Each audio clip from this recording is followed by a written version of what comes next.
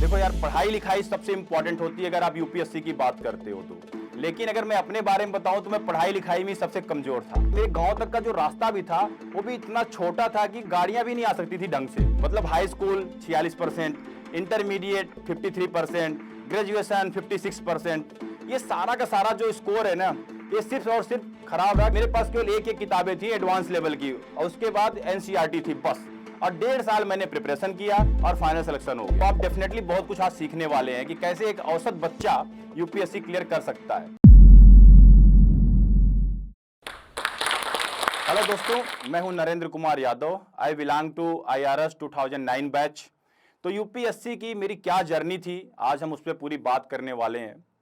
देखो यार, पढ़ाई लिखाई सबसे इंपॉर्टेंट होती है अगर आप यूपीएससी की बात करते हो तो। लेकिन अगर मैं अपने बारे में बताऊं तो मैं पढ़ाई लिखाई में सबसे कमजोर था। अब कैसे था, क्या था, कहां मेरा जन्म हुआ, चलिए थोड़ा थोड़ा जानते हैं। अगर आप पूरा इस वीडियो को देख रहे हैं तो आप डेफिनेटली बहुत कुछ आज सीखने वाले हैं कि कैसे एक औसत बच्चा यूपीएससी क्लियर कर सकता है। देखिए, मैं इलाहाबाद का रहने वाला हूं और इलाहाबाद के छोटे से गांव में जो है मेरा जन्म हुआ था।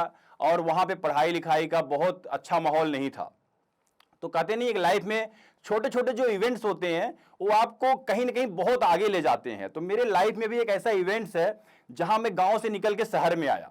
बेसिकली उसमें हुआ क्या कि एक बार मेरे गांव में मेरी बुआ जी की शादी थी, और उसमें जो मेरे पिताजी हैं उनके कुछ सीनियर थे। पिताजी बेसिकली हमारे एजुकेशन डिपार्टमेंट में हैं, तो उनके सीनियर जो है हमारे गांव में आए थे, शादी में आए थे।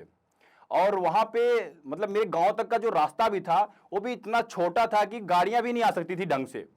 तो वहां पे क्या होता है, आपने देखा हुआ गांव में क्या होता है, खूंटे होते हैं जिसपे गाय और भैंस को बांधा जाता है। तो बेसिकली उसमें क्या था कि उनके पैर में जो सीनियर ऑफिसर थे, एक खूंटा लगा शाम में अंधेरे में, क्योंकि लाइट भी उतनी नहीं थी। तो उन्होंने जो है ना उसी दिन बोला पिताजी को कि बच्चों का भविष्य जो है तुम यहाँ खराब कर रहे हो विजय, यहां से इनको निकाल के बाहर ले जाओ शहर में, क्योंकि पढ़ाई लिखाई का वो महत्व समझते थे। उसके बाद इस इवेंट्स के बाद पिताजी शहर में शिफ्ट हो गए। कुछ दिनों के बाद फिर हमारी वहां पे सरकारी स्कूल में हमारा दाखिला हो गया, जहां से पढ़ना लिखना हमने स्टार्ट कर दिया, थोड़ा सीरियस नोट पे। लेकिन सरकारी स्कूल में जो शिक्षा होती है वो बहुत कुछ अध्यापक के ऊपर डिपेंड करती है और बच्चों के ऊपर भी डिपेंड करती है कि आप उतना डिसिप्लिन नहीं होता। मतलब जो मैं कहना चाह रहा हूं, तो वहां पे आप जाओ पढ़ो, आपकी मर्जी है। अगर नहीं जाना चाहते हो तब भी चल जाता है काम। पापा जब ऑफिस जाते थे तो क्रिकेट का बैट लेके दिन भर इलाहाबाद की कोई ऐसी गली नहीं होगी जहां मैंने क्रिकेट ना खेला हो। इसकी वजह से जो है जो मेरे पढ़ाई के स्कोर थे वो बहुत ही खराब रहे। मतलब हाई स्कूल 46%, इंटरमीडिएट 53%, ग्रेजुएशन 56%। ये सारा का सारा जो स्कोर है ना, ये सिर्फ और सिर्फ खराब रहा खेलकूद करने के कारण। मैं आपको एक इंसिडेंट बताता हूँ। 46% जब मेरे हाई स्कूल में आए तो मैं अपने पिताजी की बात बताता हूँ। उन्होंने क्या बोला, उन्होंने कहा कि भैया कुछ पढ़ लो अब। तो मैंने कहा पापा पास तो हो गया ना। बोले पास हो गया अच्छी बात है, लेकिन 46% से क्या करोगे ऐसे में। मैंने कहा ठीक है, आगे मेहनत कर लेंगे। फिर वही सेम, मेहनत तो कुछ किया नहीं, डिसिप्लिन तो कुछ था नहीं, फिर खेलना शुरू। धीरे धीरे समय बीतता चला गया और ग्रेजुएशन भी कंप्लीट हो गई। ग्रेजुएशन में भी एक बकाया मैं आपको सुनाऊं तो ग्रेजुएशन में क्या हुआ कि जब मैं एंट्रेंस दिया इलाहाबाद यूनिवर्सिटी का, तो मेरे नंबर कम आए। और जो कॉम्बिनेशन होता है सब्जेक्ट का, उसमें 3 सब्जेक्ट होते हैं, पॉलिटिकल साइंस, हिस्ट्री और इंग्लिश लिटरेचर में लेना चाहता था। मुझे एंशिएंट हिस्ट्री नहीं मिली। जबरदस्ती मुझे जो है फिलॉसफी ऑप्शनल दे दिया गया वहां पे कॉम्बिनेशन में। मैं आके घर पे बहुत दुखी, पिताजी को बोला मुझे फिलॉसफी नहीं पढ़नी है। फिर उन्होंने मुझे समझाया कि भाई अगर आपको आईएएस और पीसीएस देना है तो आपको फिलॉसफी आनी चाहिए, दर्शन आपको आना चाहिए। मैंने कहा बहुत अच्छी बात है। जब उन्होंने ये चीज बोली तो मैं उनके ऊपर विश्वास करता तो मैंने पढ़ना शुरू कर दिया और फिलॉसफी मुझे बहुत इंटरेस्ट आया। और उसकी वजह से जब मैंने एमए में दाखिला लिया फिलॉसफी में तो मेरे 61% आए, क्योंकि मेरा इंटरेस्ट था उधर। लेकिन अब एमए के बाद क्या करना था, 2007 हो गया, एमए पास आउट हो गया। तो मुझे पता था कि अब मुझे करना क्या है, क्योंकि पहले दिन से जब मैं कक्षा 10वीं के बाद से था तभी मुझे पता था कि आईएएस या पीसीएस ही करना है। इसके ऊपर कोई सर्विस नहीं होती है और इसके नीचे मुझे सोचना नहीं है। तो जब मैं अभी कहीं कंप्लीट कर लिया, चलो तैयारी करते हैं। तो भाई इलाहाबाद ऐसी जगह थी जहां बहुत अच्छे रिसोर्सेज नहीं थे, कोचिंग नहीं थे, इंस्टीट्यूट नहीं थे जहां आप पढ़ सको। फिर वहां से मैं दिल्ली आ गया। मैंने पिताजी को बोला पिताजी मैं दिल्ली जाऊंगा। तो फाइनली मैं दिल्ली पहुंच गया और दिल्ली में जब आके देखा तो बहुत सारे कोचिंग इंस्टीट्यूट, कहां पे एडमिशन लेना नहीं लेना है, बहुत ही कंफ्यूजन था। तो यहाँ पे जो है मेरे एक सीनियर थे, किसी तरह से मैं इलाहाबाद यूनिवर्सिटी में पढ़ा था, तो वहां से पता करके लिंक लेके उनके रूम पे गया जहां वो तैयारी करते थे। तो उन्होंने मुझे जो है कमल देव सर का नाम बताया कि जाके इनसे एक बार मिल लो, जो निर्माण आईएएस चलाते थे उस समय। मैं इनसे मिलने गया, आधा घंटा वेट करता रहा, इनके स्टाफ ने बाहर बिठा दिया कि सर अभी क्लास में है। मैंने कहा ठीक है। तो वेट करने के बाद जब आए, और आने के बाद जब मैंने इनको पूरी बात बताई कि कैसे कैसे मैं करके मैं यहाँ पे आया हूँ, फ्रेशर हूँ, तो इन्होंने पूरी चीज समझाई कि यूपीएससी है क्या चीज, यूपीएससी करना कैसे, कैसे एनसीईआरटी पढ़ना है आपको, कैसे एक एक स्टैंडर्ड बुक्स पढ़नी है, कैसे वो बुक्स बार बार पढ़नी है। जब इन्होंने पूरी बात समझा दी तो मेरे को थोड़ा सा एक ब्रॉड स्ट्रक्चर बन गया कि नहीं यूपीएससी की तैयारी होती कैसे है। और उसके बाद जब मैं वहां से निकला तो एक कंधे पे हाथ रख के बोलने वाली बात होती है, बेटा चिंता ना करो तुम्हारा हो जाएगा।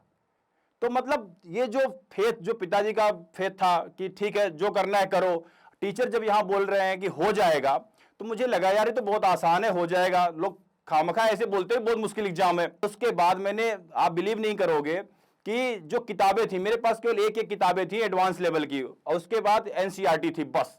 और 1.5 साल मैंने प्रिपरेशन किया, और उस 1.5 साल के बाद मतलब 2007 का मैं एमए पास आउट हूं। 2007 के ही दिसंबर में मैंने नोटिफिकेशन आया था, फॉर्म भरा था। 2008 में मैंने मेंस लिखा और 2009 में इंटरव्यू दिया और फाइनल सिलेक्शन हो गया। मतलब 1.5 साल मात्र जो मैंने तैयारी की थी। आप बिलीव नहीं करोगे, इतने मतलब बैकग्राउंड जो मेरा पढ़ाई लिखाई का जितना परसेंटेज कम था, उसके बाद भी इतना अच्छा रिजल्ट, वो सिर्फ और सिर्फ नतीजा था कि मुझे अपने ऊपर डाउट नहीं था कि मैं कर सकता हूं कि नहीं कर सकता हूं। वो क्यों नहीं था? क्योंकि मेरे नंबर कम थे। मुझे पता है मेरे नंबर कम है, लेकिन इसलिए कम थे कि मैंने पढ़ा नहीं था। इसलिए कम नहीं थे कि मेरे अंदर पढ़ने के बाद मेरे अंदर कैपेबिलिटी नहीं थी, क्षमता नहीं थी। क्षमता तो पूरी थी, लेकिन जब आप पढ़ोगे ही नहीं तो नंबर कहां से आएंगे, मुझे ये चीज पता थी। तो यहां पे जो सबसे इंपॉर्टेंट चीज है ना, कि अगर आप यूपीएससी दे रहे हो तो आपको अपने ऊपर फेथ होना चाहिए, आपको अपने ऊपर विश्वास होना चाहिए। अगर विश्वास है, फेथ है, तो ही आप आगे जा सकते हो, कर सकते हो। अगर मैं यहां पे एक चीज आपको और बता दूं कि जो विश्वास था वो तो अपनी जगह था ही था, लेकिन जो पढ़ाई थी, मैंने पढ़ाई कैसे की, क्योंकि नामली क्या होता है, दिल्ली बहुत ही बड़ा शहर है और आसपास बहुत सारे छोटे छोटे रूम में बहुत सारे लोग रहते थे। तो दिन में क्या होता था, मेरे पास बहुत डिस्टर्बेंस होता था, मतलब बहुत शोर होता था। बच्चे आ जाते थे, अब आपके दोस्त यार आपके रूम में आ रहे हैं तो आप मना भी नहीं कर सकते हैं, आपके साथ आपका टाइम पास कर रहे हैं, खराब कर रहे हैं। तो मैंने इसका सोल्यूशन एक ही निकाला था कि रात में, मतलब जब सब सो जाए, सारे इविल जो कहते नहीं एलिमेंट्स थे, जब वो सो जाते थे, 11 बज जाता था, तब मैं पढ़ना शुरू करता था सुबह 6 बजे तक। और सुबह 6 बजने के बाद जब सूरज निकल जाता था, उनको नमस्ते करके फिर सो जाता था। कुल मिला के बात यह है, जब शांत आपका दिमाग है, वातावरण है, तो आप अच्छे से पढ़ सकते हो। ये जरूरी नहीं कि आप रात में पढ़ो, अगर आपके पास दिन में शांति हो तो आप दिन में ही पढ़ सकते हो। तो ये सबसे इंपॉर्टेंट चीज है कि आप अपने ऊपर फेथ रखो। अगर आपको ही अपने ऊपर फेथ नहीं होगा तो आप इसे कर नहीं पाओगे और डाउट में रहोगे ना। तो संस्कृत में बोलते भी है ना, संशयत विनश्यति आत्मा, संशय से आत्मा का विनाश होता है। अगर आपके ऊपर अपने ऊपर संदेह है तो कहीं सिलेक्शन नहीं होना है, ये भी आप मान लो। अब बात ये हो सकती है भाई, कई बार लोग बोलते हैं ना कि don't put your all eggs in a single basket. मतलब क्या है, मतलब एक ही ऑप्शन है, दूसरा ऑप्शन लेके भी चलो। ऐसा आप गलती मत करो, क्योंकि मेरा मानना है अगर आप फोकस्ड हो किसी चीज के लिए तो वो चीज होगी ही होगी। क्यों नहीं होगी? नहीं होने का कोई लॉजिक ही नहीं है। अगर आपको कोई चीज चाहिए ही चाहिए तो मिलेगा, लेकिन आपको कोई चीज तभी नहीं मिलेगी जब आपके मन में होगा डाउट कि मतलब अगर ये नहीं मिलेगा तो मैं ये कर लूंगा।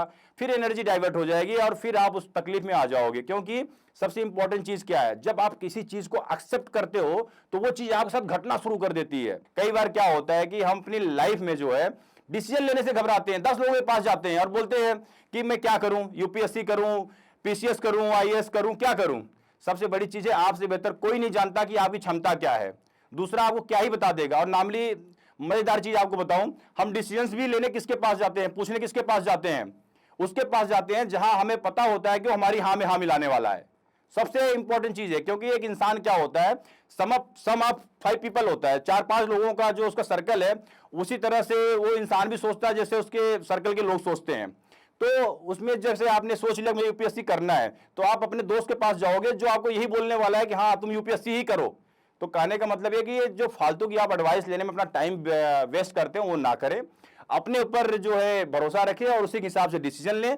और डिसीजन या तो सही होगा या तो गलत होगा। मान लो यूपीएससी नहीं भी हुआ यार, मैक्सिमम क्या हो सकता है कि आपका यूपीएससी नहीं होगा, 4 अटेम्प्ट आपके निकल जाएंगे, तो लाइफ तो खत्म नहीं हो गई ना, लाइफ तो पूरी बची हुई है अभी। आपका ये निर्णय नहीं, दूसरा कुछ और करेंगे लाइफ में। दोस्त देखो क्या है कि पढ़ाई लिखाई कई बार क्या होता है कि ऐसा होता है जैसे आप एवरेज स्टूडेंट हो, लेकिन जो सबसे इंपॉर्टेंट क्या होता है कि आपके परसेंटेज कहीं भी मैटर नहीं करते। अगर आज की मैं बात करूं तो अगर 46% लेके आया होता तो शायद मेरे माँ बाप ही मुझे डिसोन कर देते कि मेरा बच्चा है ही नहीं है। क्योंकि आज तो 90%, 95%, मतलब इतना परसेंटेज नहीं है तो मतलब आप पढ़ ही नहीं रहे हो। मैं आपको बताऊं दोस्त, यूपीएससी भी ना 50% में टॉप करा देता है। 50% अगर आप लेके आ रहे हो टॉप कर जाते हो यूपीएससी में, तो वहां भी मेरे 48% ही थे यूपीएससी में भी। तो बहुत बड़ी चीज नहीं है परसेंटेज। सबसे इंपॉर्टेंट चीज क्या है कि अगर कोई कंपटीशन है, तो अगर कोई चीज है, आप उसका सिलेबस समझो और उसको अच्छे से प्रिपेयर करो और उसके आंसर दे के आ जाओ। जैसे मैं अपने अगर इंटरव्यू की बात करूं, तो इंटरव्यू में मेरे 70% मार्क्स थे, 210 नंबर मार्क्स थे। तो आप बिलीव नहीं करोगे कि मैं फर्स्ट अटेम्प्ट वाला, और लोगों ने इतने तरीके से बताया कि जितने बोर्ड है सबके बोर्ड के बारे में जान लो, समझ लो, वो किस विचारधारा के लोग हैं, किसके नहीं हैं। मैं आपको यहां बताना चाहूंगा कि मैंने किसी की के ऊपर ध्यान नहीं दिया, क्योंकि मैं बायस्ड होकर क्यों जाऊं इंटरव्यू बोर्ड में। जो चीज सही है, जो फैक्ट्स हैं, जो न्यूज उसमें चल रहा था, पढ़ के मैं चला गया। और सिंपली 10 से 15 मिनट हार्डली मेरा इंटरव्यू चला होगा। मैं लास्ट कैंडिडेट था उस दिन का, शाम का। तो उसके बाद 15 मिनट के बाद लोग बोलते थे भाई अगर आपका इंटरव्यू आधे घंटे चलता है तो बहुत अच्छा है। मेरा मुश्किल से 15 मिनट चला था, लेकिन मैं अंदर से जब इतना सेटिस्फाइड था कि बहुत अच्छा इंटरव्यू हुआ यार। दोस्त देखो क्या है कि आप आईआरएस बन गए, आईएएस बन गए, आईपीएस बन गए, यूपीएससी क्लियर कर लिया, बहुत बड़ी सफलता, डेफिनेटली बहुत बड़ी सफलता है। लेकिन कुछ लोग क्या होता है, इसी सफलता को अंतिम सफलता मान लेते हैं कि भाई ये सफल हो गए, अब क्या करना है, अब तो हम अफसर बन गए।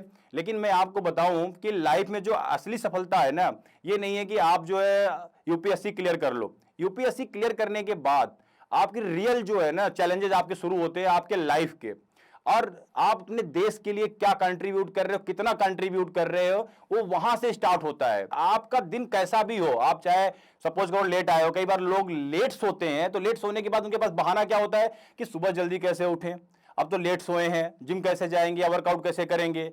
ये सब बहाने हैं। आपको डिसिप्लिन में रहना पड़ेगा। 4:30 बजे उठना है तो उठना पड़ेगा। आज भी मैं 4:30 बजे उठता हूं। मैं रात में 10 बजे सोता हूं, 9 बजे सोता हूं, 10:30 सोता हूं, 4:30 बजे उठता हूं। तो उसके पीछे रीजन क्या है कि आप एक डिसिप्लिन फॉलो करते हो तो चीजें बहुत आसान होती चली जाती हैं आपके लिए। आपका लाइफ जो है बहुत आसान हो जाता है। क्योंकि देखिए सिंपल सी बात है, ठीक है आप बोल सकते हो कि हम रोबोट्स नहीं है, हम ह्यूमन बींग्स हैं, हमारे अंदर इमोशंस हैं, कई बार जो हम थके होते हैं। एकदम सही है सर, हम कहां कह रहे हैं कि आप रोबोट हैं। लेकिन अगर आप अनुशासन फॉलो करते हैं, डिसिप्लिन फॉलो करते हैं, तो डेफिनेटली जो आपका लाइफ है एक बेटर लाइफ होता है और बेहतरीन लाइफ होता है। तो मैं हमेशा बोलता हूं कि आप जो भी काम कर रहे हैं अनुशासित होके करें, अनुशासन में करें, सफलता आपकी होगी, 100% आपकी होगी। क्योंकि कॉमन मैन और एक सफल इंसान के बीच में केवल अनुशासन का ही फर्क होता है। वो हमेशा बहाने ले लेगा कि आज मैं लेट सोया था, आज जल्दी सोया था, अब मैं नहीं उठ सकता हुआ। लेकिन जो डिसिप्लिन इंसान होगा वो उठेगा, जाएगा, करेगा। That is the difference. यहाँ पे जो मैं अब आखिर में समराइज अगर करूं तो मैं ये कहना चाहूंगा आपको कि अगर लाइफ में आप सफल होना चाहते हो तो सबसे इंपॉर्टेंट चीज है आपको अपनी कैपेबिलिटीज के ऊपर भरोसा होना चाहिए। चाहे आप 10वीं फेल क्यों ना हो, आप यूपीएससी कर सकते हो, आपको पास होने से कोई नहीं रोक सकता। लेकिन उसके लिए क्या है कि आपको अपने ऊपर भरोसा होना चाहिए। कोई दूसरा बंदा आपके ऊपर जो है स्टाम्प लगा के नहीं जाना चाहिए कि आप नकारा हो, आप कुछ नहीं कर सकते हो। अगर दूसरे बंदे को आपने अलाउ कर दिया स्टाम्पिंग करने का कि आप नकारा हो, तो डेफिनेटली आप रह जाओगे। सबसे इंपॉर्टेंट चीज फंडा 1 जो आपको हमेशा याद रखना है कि आपको अपनी कैपेबिलिटी के ऊपर भरोसा होना चाहिए। दूसरी चीज निर्णय। जब मैं बात करता हूं डिसीजंस की, आप डिसीजंस लो, घबराओ मत, एडवाइस के पीछे मत भागो कि लोगों से मैं जाके एडवाइस ले लूं, सीनियर जो सफल हो गए हैं उनसे एडवाइस ले लूं।